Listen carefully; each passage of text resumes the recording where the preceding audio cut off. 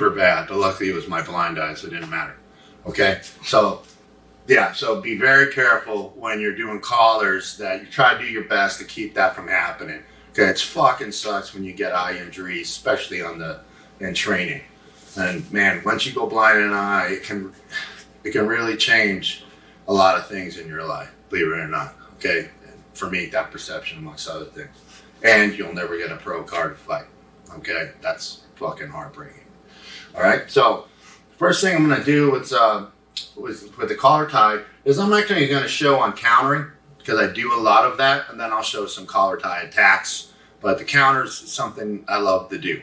And so when I'm grappling, here's my thing. I usually don't reach too much unless I'm trying to bait you. I play a lot of countering games. As you get older, it's a good style sometimes because some guys are they're very explosive, but they're very conservative at times. So what happens, as soon as you reach out, they're loaded and they're just like, bah! Okay? And so I play a lot of that. It's like a lazy style for me. So I'll just kind of go, and I'm being tight with my hands and looking for grips, and I'll just start to bump his head. I like to make contact because I can move, and then he'll move to adjust to the other side, then I'll hit. Now I got my spot. Okay? And I already talked about how much I love the 2-on-1 game. So much I've used here just really works for me. Okay? So what I'm going to show is I'm going to throw shucks. Shucks are once you get them down, they're easy. You don't have to fight a whole body of the man. You can just make an angle and get that flank. Okay? And I love shucks. Okay? So one of the easiest shucks I'm going to do is just like a forearm smash. Okay? So what happens, I'm here, and then what happens, he grabs my head, I grab his head. Okay? Now, from when we're working here, what I'm going to do is I'll blade my body a little bit, and I'll kind of probably be pushing him a little bit. And then when he pushes back, I'm just going to hit him in a forearm smash. But my head and shoulders are going to blade, and I'm going to turn my head away. Okay? And as I do that, I'll kind of give him an upright hit. And I'm going to turn this collar tie into a claw once I shuck it.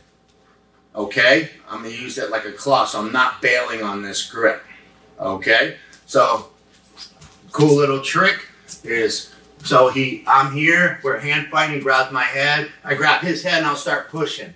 He starts pushing back, that's what I want, and I'm going to hit that smash. So he pushes back, and now I get the pass. Now, one thing I forgot to point out to you, and it's kind of important, is the balls of my feet. I'm basically going here, pivoting. You know, so I'm in, I push, I wait for that energy to come back, and I hit. I'm going to get my elbow nice and high, and then once I get past, I'm going to start using that claw now to bring them down to the mat. Okay? So don't let go of that. Okay? Don't let go of it. There's guys that can put people to sleep with claws. I've done it, but mainly by just kind of accident. I wasn't paying attention. I've never tried to focus on claw chokes. Okay? But having a big mitt doesn't hurt. Okay? So, boom, we're here. Touch heads. He grabs my head. I grab his head. And now what I'm doing, I'm just kind of pushing. And then as he pushes back, okay, I'm just going to smash. And you can see I'm starting to pull down. Now from here, I'm not necessarily, I could go under the butt, but my claw is going to bring him down. So I'll probably go to the hip. Okay? Now, as I do this, I'm going to circle this way and drive my elbow to the mat. If I need to, I'll do my little foot step. Okay? So from here, just hang and hang and hang. Circle down. Okay? Okay? Now, from here, I'm in a great position to do either turns with this claw or take the back, okay, which I'd like to do, but his back is really jacked up. He's being a warrior here. But keep in mind, when I turn him, I'm on the inside of this elbow. So what does that mean? AW? What does it mean? It's okay, you're tired. I have my arm triangle option available. Okay, so that's something you want to use. All right, so when I'm here, now I pull, I got this, I'm gonna go under the goat here. I'm gonna grab me some sackaroo, and as I do that, pull and hoist. Now from here, I gotta block, make sure I don't get tangled up in his legs, dip, and now you can see exactly what I'm going to, okay? All right. He grabs smackaroo. Okay, grabs boom.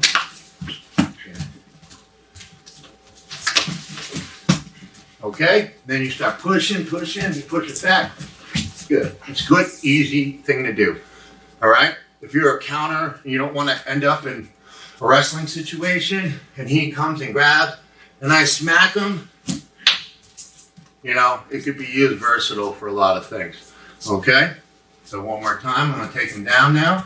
Okay, we're grappling. He grabs my head, give him a little push. He comes back. Now from here, under the goose. If I have to, I'll switch my claw and go to the elbow. That's if he's got a strong frame. So if I see him post on his hands, like he wants to get up, you know, that's a good opportunity to take that. And finish. Okay? Okay, now this is another shug. Hat tip to Taiwan Claxton, my homie. He's really good at this one. He's good at a lot of things, but, you know, yeah, he was good at this, so hat tip to him. Good kid. Okay, so it's the same kind of scenario. And I could initially get his, you know, grab his head, but the only thing when I do that is going to start him countering my arm.